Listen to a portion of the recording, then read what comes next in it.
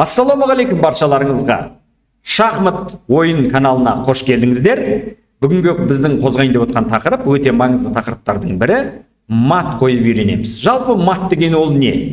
Жаңадан қосылып отқан ойыншыларымыз болатын болса түсіндіре кетейін. Қарсыластың короліне шах берген кезде король өз-өзін қорғай алмаса, алдын жаба алмаса, немесе сенің шабуыл жасап тұрған фигураңды жей алмаса, өз-өзін қорғай алмаса, ешқайда қаша алмаса, оны шахматта мат дейміз. Сіз шахмат қойғаннан кейін ойын аяқталады, сіз жеңіске жетесіз, немесе қарсылас сізге шахмат қояды. Міне, жалпы осы мат қою тәсілдерін үйренеміз. Соңына дейін көріп, каналға тіркеліп, лайк басуды ұмытпаңыздар. Сұрақтарыңыз болса, комментке жаза кетіңіздер. Ендеше кеттік, ұзақ созбай. Жалпы бұл жерде қарап отырсаңыздар, ферзь менде жолын ашып, слонның ашық шах бергісі келіп тұр. Былайынша айтқанда, открытый шах. Енді мен слонды қай жерге қойғаным пайдалы. Енді қарап отырсаңыздар, ферзь мына жерге және мына жерге жабалады мен шах бергеннен кейін. Бірақ маған әрине мына жерге жабатын болса, ол көп жағдайда ферзьді тегін бермейді. Тегін беретін болса, жай ғана жей салсам, мат болады, король бұрышта. Сол себептен мен слонды мына жерге қойсам, маған тиімді. Неге? Ферзьмен былай жапса да мат, былай жапса, мен слонның көмегімен мат қоямын. Сол себептен шах, міне осылай мат. Немесе былай жапса да мат. Өйткені мен слонды көмекке шақырдым, алдын ала. Келесі тапсырмада қараймын, қалай мат қоюға болады. Екі ауыр фигура шабуылда, ода бір ладья артық, бірақ бұл жерде қалай мат қоямыз. Ладьяны әрине ферзьді іске қосатын болсам, король қашып кетеді, ары қарай қалай шах қоямын деген сұрақтар туындайды. Өйткені ол да қазір жиіндеп тұр мына жерден. Проходной бар, ладьясы артық, кез келген жүріспен олар бізді ұтып кетеді. Сол себептен мен бұл жерде әрине ладьямен шах берем, корольді бұрышқа қарай ығыстырамын. Енді екінші ауыр фигурамды қосамын. Көрдіңіздер, король қаша алмайды. Мен осылай керемет мат қойдық. Келесі тапсырмада қараймын, көзге түсіп тұр, ферзьбен жеймін, король мында қашады. Менде әрқашан көмекші іздеңіздер. Егер бір кез келген көмекші болатын болса, фигура түрінде или пешкі түрінде корольге неғұрлым жақындасаңыздар, көп жағдайда мат қоюға болады. Бұл жерде нан жегеннен кейін, король қашқаннан кейін, мына пешкі бізде өте маңызды пешкі. Екі рет осы пешкінің мүмкіндігін қолданамыз. Екі міне пешкінің мына король ыңғайсыз тұр. Қараңыздар, шах, король қашады. Бірінші сол жақтан қолданам пешкінің көмегін, екінші оң жағынан қолданам. Корольді қарама-қарсыға алып келіп осылай керемет мат қой. Келесі тапсырмада қараймын, қалай мат қоюға болады. Міне пешкі кесіп тұр. Король мында қаша алмайды. Менде екі ауыр фигура вертикаль бағытта керемет жұмыс жасап тұр. Ферзьбен шах берсем, король қаша алмайды, пешкі бар. Міне осылай керемет линейный мат қоя аламыз.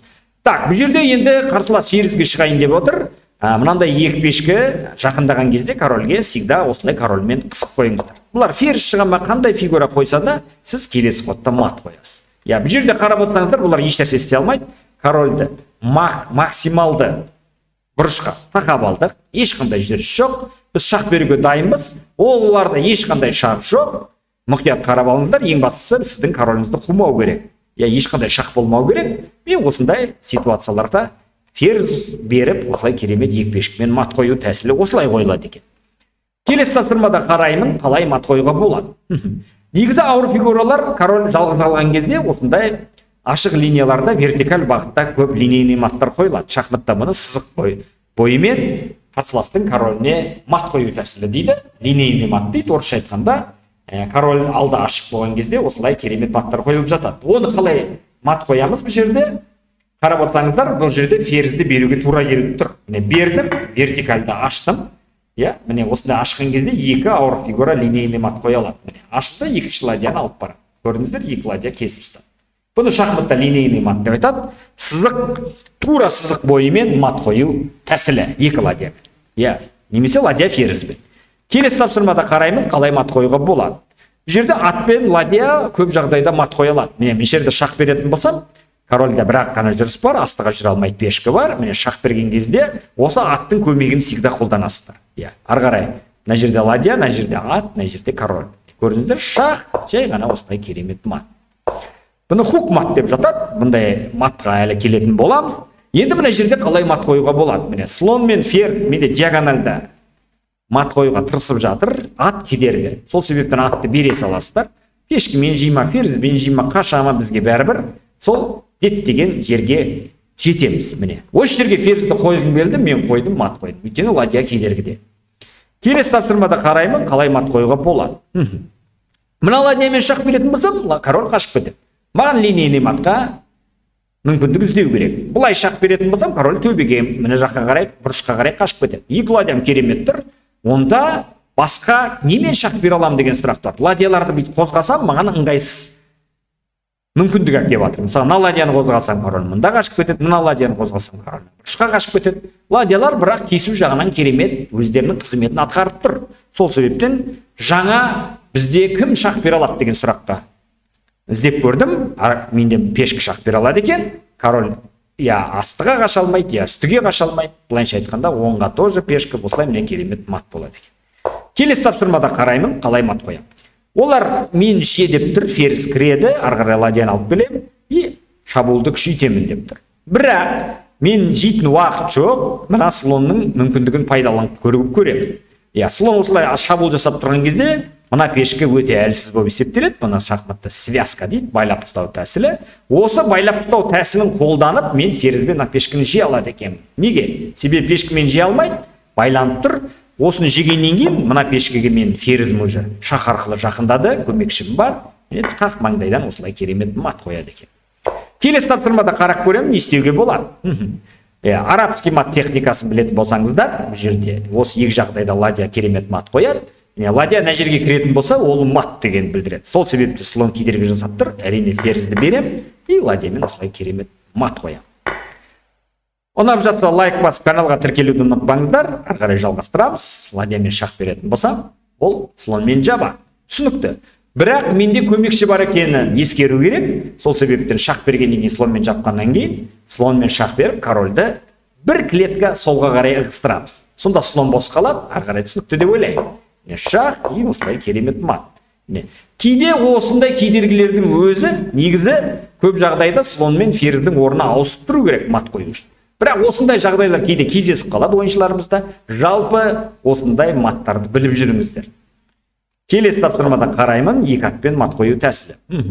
Мына ат керемет мүмкіндік жасап тұр. Корольді былайша айтқанда максималды ығыстырып тұр. Осындай аттарға тиіспеуге тырысыңыздар. Өйткені бұл атқа тиісетін болсаңыздар, корольде үлкен нүктелер ашылады, қашатын мүмкіндіктер ашылады. Сол себептен мына атпен шах беретін болсам, корольде бір-ақ қана жүріс болады. Түсінікті. Енді мына атым менің керемет қызметке қарай көшті. Король жалғыз ғана уже жүретін, былайша айтқанда жүрісі жоқ. Сонда мен екінші атымды қосады екен. Қараңыздар, шах. Мына ат бәрін кесіп ұстады, астыда король тұр. Екінші атты осылай керемет қосам. Екі атпен мат қою тәсілі. Бұндайлар жиі кездесіп жатады, бірақ жалпы біліп жүріңіздер. Мына жерде көріп тұрсыздар, менің королім өте қиын жағдайда, қазір міне маталайын деп тұр, бірақ менде мынандай шабуыл мощный, әдемі шабуыл бар. Сондықтан мен мынандай шақты бере аламын, мүмкіндікті пайдаланып, король жиді, бірақ король мында қашып баратыр, сол себепті мен диагоналмен шах бере аламын, король былайша айтқанда мат алып қалған сияқты. Двойной шахтан только қашу керек, и ферзьбен h6-ға мен мат қойып кетті. Көрдіңіздер? Келесі тапсырмада қараймын, мына мүмкіндікті пайдаланамын, ладья бізде көмекші. Бұндай маттар өте жиі қойылады, мынандай открытый шах болған кезде, мына h7 нүктесіне кіріп кетуге мүмкіндік жасаңыздар. Әрине бірақ қорғаушы бар кезде. Мен двойной шах берем, король қашады, мында амал жоқ. Өйткені екі жақтан шах берген кезде король тек қашу керек. Сол себептен ферзьбен мат қоямын. Ең басты защитам бар, мен алдында көрсеткем, алдын ала көріп алдым. Бұндай маттар қойылып жатады. Келесі тапсырмада мұқият қараймын, ладьямен шах беретін болсам мен жеп қояды. Бұл бізге шах еш нәрсе бермейтін сияқты. Басқа қандай мүмкіндік бар? Ферзьбен шахты іздеп көрем. Король ешқайда қаша алмайды екен, ладьямен жабады, жай ғана жей салады. Көрдіңіздер, ең басты корольдің қашатын диагоналін көздеп алдым. Сол диагональ бойынша бердім шах, жедім мат. Всегда корольді мұқият қараңыздар. Мысалға, мына шах дұрыс па? Мысалға, шахтарды қараған кезде мұқият қараңыздар. Мына шах дұрыс па, мына шах дұрыс па, мына шах дұрыс па, мына шах дұрыс па. Барлығын шахмат тақтасында, ойын барысында іздеп, есептеп үйреніңіздер. Олсыз ешқандай сіз үлкен дәрежеге жете алмайсыз. Мысалға қараңыздар. Мен мына жерде шах беретін болсам, қарсыласқа ең мықты защитаны іздеймін. Өйткені слонмен жабады, ары қарай не істеймін деген сұрақ туындайды. Шах бәрі бітті, мына жерде шах бере алмаймын, слон жеп қояды. Мына шахтан кейін, слонмен жапқаннан кейін менде ешқандай шах жоқ.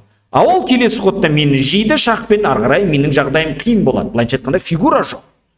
Сол себептен мына шах маған ешқандай пайда алып келмейді. Екінші шақты қараймыз, слон жеп қояды, мұқият қараймыз. Ол да болмайды. Онда мына шақты қарап көрейік. Корольде бірақ қана жүріс бар, ферзь барлығын кесіп ұстады. Мына шақтан кейін қашады, слонмен мат екен. Мына шақ король спокойно былай қарай қашып, былай. Негізі бұл шеттерден шақ берген кезде корольде неғұрлым қашатын жерлер көп болса, ол қиын болады шахматта. Сондықтан мүмкіндігінше максималды қырқуға тырысыңыздар осылай. Корольге ыңғайсыз жағдайға қалдырасыздар, максималды кесіп тастадық, жаңа фигураны қосамыз. Көрдіңіздер, қандай керемет. Бұл жерде енді түсінікті, король тупикте, сол себептен осындай керемет айырбас тәсілін қолданып атпен мат қояды екен. Келесі тапсырмада қараймыз, қалай мат қоюға болады, ладьямен шақ беруге. Әдемі келіп тұр слонмен, ал оның король қашқаннан кейін оған уже ладья көмекші, ладьялар обжорный рядта жақсы ойнайды. Бір жағынан менің ферзіме көмекке келіп жатыр. Шақ кез келген жүрісте осылай мат. Келесі тапсырмада қараймын, бірден көзге түсіп тұр, шақ, король қашады, менде ладья қосылып тұр. Значит, дұрыс шақ береміз, и ладьяның көмегімен. Ладьямен жей алмаймыз, себебі связка бізді байлап соқтан ферзбен қақмаңдайдан мат қоямыз. Достар, түсінікті болды деп ойлаймын. Қандай қызықты сабақтар сіздерге ұнайды? Ойларыңыз болса комментте жазыңыздар, қолдап кетіңіздер, лайк басуды ұмытпаңыздар. Достарыңызбен бөлісіңіздер, баршаларыңызға сау болыңыздар. Келесі осындай қызықты контентті кездескенше аман сау болайық.